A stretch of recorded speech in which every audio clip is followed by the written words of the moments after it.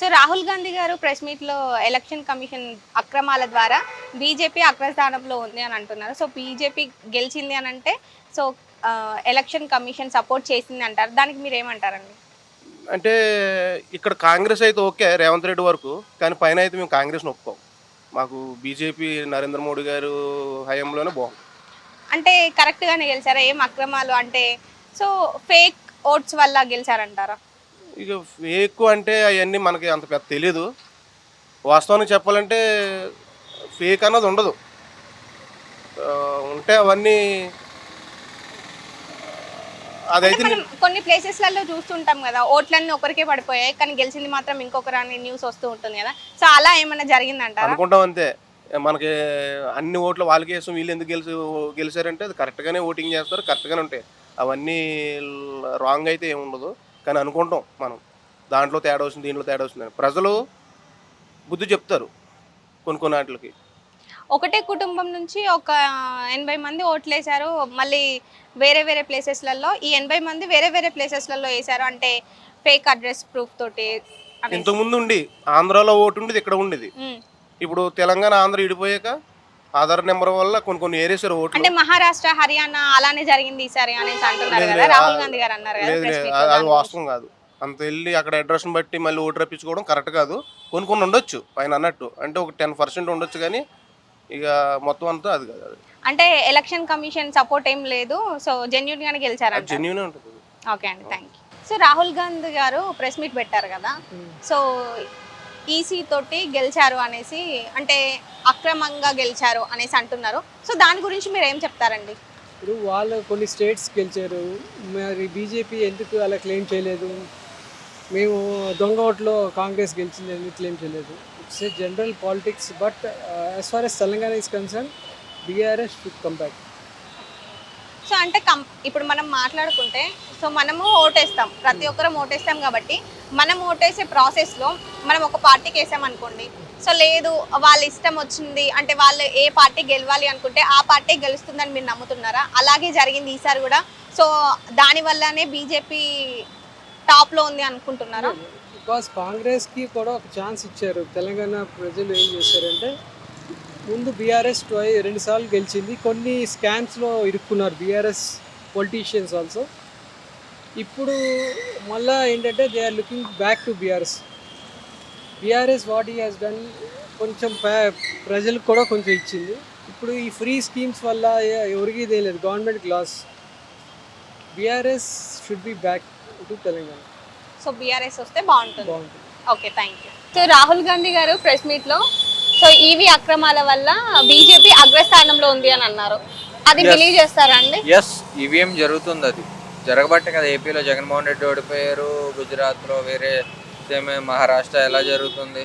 EVM అన్నది తీసేయాలి. పెద్ద పెద్ద డెవలపింగ్ కంట్రీస్లోనే ఈవీఎం సిస్టమ్ లేదు కదా, బ్యాలెట్ పేపరే ఉంది కదా, ఇక్కడ ఎందుకు చేయరు? జరుగుతుంది, ఈవీఎం జరుగుతుందనే కదా మాస్క్ ఎలా చెప్పారు, చాలా మంది చెప్పారు కదా. ఇది జరుగుతుంది, 100% జరుగుతుంది. ఇది ఇక్కడ జరిగిందని అంటారా మరి? ఇక్కడ జరగలేదు కానీ ఏపీలో చంద్రబాబు నాయుడు చేశాడు. ఇది ఓకే. టెక్నాలజీలో ముందుంటాడు కదా, ఇదో టెక్నాలజీ వాడాడు. ఓకే అండి, thank you. Thank you. Rahul Gandhi గారు ప్రెస్ మీట్లో చెప్పారు కదండి. సో ఈసీ అక్రమాల వల్లనే హర్యానా, మహారాష్ట్రలో సో బీజేపీ హై ప్లేస్లో ఉంది అనేసి. సో అది మీరు ఎంతవరకు నమ్ముతారండి? నిజమే అంటారా? ఏమో మరి అక్కడ జరిగిండొచ్చు, ఇక్కడ జరుగుతుందని చెప్పలేము కదా. ఇక్కడ ఎట్లుందో ఆ ఎలక్షన్ చేసే వాళ్ళు వచ్చినప్పుడు తెలుస్తుంది అది. సో ఇప్పుడు మనకి ఇక్కడ ఎలక్షన్స్ జరుగుతుంటాయి, ప్రతి ప్లేస్లో ఎలక్షన్స్ జరుగుతుంటాయి. సో మనం ఒక పార్టీ గెలవాలి, ఒక నాయకుడు ఈ నాయకుడు బాగా చేస్తాడు, పాలన బాగుంటుందని మనం ఓటేస్తాం. సో ఓటేసిన క్రమంలో మనం ఓటేయడం వల్ల వేరే పార్టీకి ఓటు పడిపోయి వాళ్ళు గెలవడం ఇదంతా మనం కొన్ని ప్లేసెస్లలో చూస్తుంటాం. అండ్ మీరు ఓటేసినప్పుడు ఇలాంటిది ఏదైనా జరిగిందా, అక్రమంగా జరగడం లాంటిది? మేము ఓటేసిన దగ్గర అయితే మేము ఎవరికైతే ఓటేసినామో వాళ్ళే గెలిచారు. ఓకే. సో అక్రమంగా అయితే ఏం జరగలేదు? జరగలేదు, మా అక్కడ జరగలేదు. మేము ఓటేసిన దగ్గర అయితే మేము ఎవరు అనుకున్నామో వాళ్ళే గెలిచారు. Okay, thank you. So Rahul Gandhi గారు ప్రెస్ మీట్లో మాట్లాడుతూ ఈసీ అక్రమాల ద్వారా బీజేపీ అక్రమ స్థానంలో ఉంది అనేసి అన్నారు కదా. సో అది నిజంగానే అంటారా మరి? కాదు, అది మొత్తం అబద్ధం. అది అబద్ధం అంటారు. సో మనం ఓటేస్తేనే గెలుస్తారు, అంతే, లేదు అంటే అంతే, లేదు. అంతే. అక్రమాలు ఏం ఏం జరగలేదు. లేదు.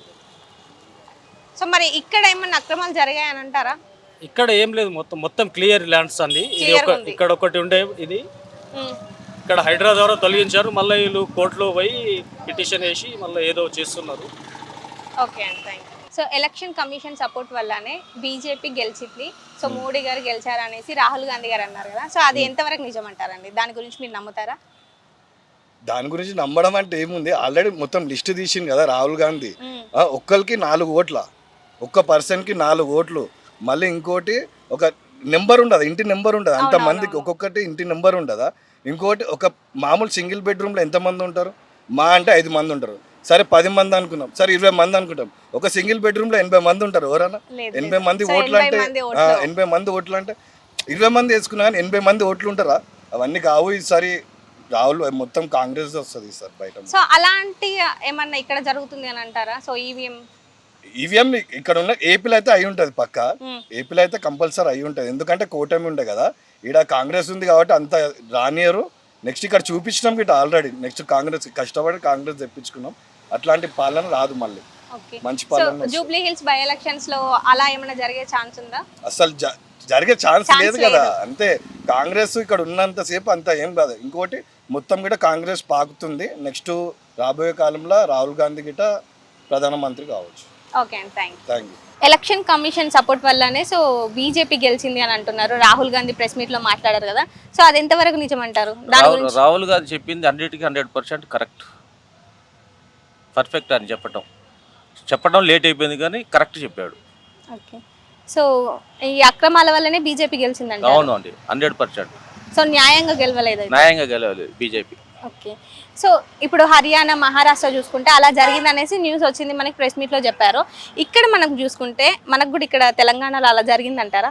తెలంగాణలో జరిగే దానికి చెప్పలేను కానీ ఆంధ్రాలో మాత్రం వైఎస్ఆర్ గెలిచినప్పుడు మాత్రం కూటమి ప్రభుత్వం వీళ్ళందరూ కలిసి డ్రామా చేసి వైఎస్ఆర్ని ఓడించారు. తెలంగాణ అంటే నాకు అంత ఐడియా లేదు అది.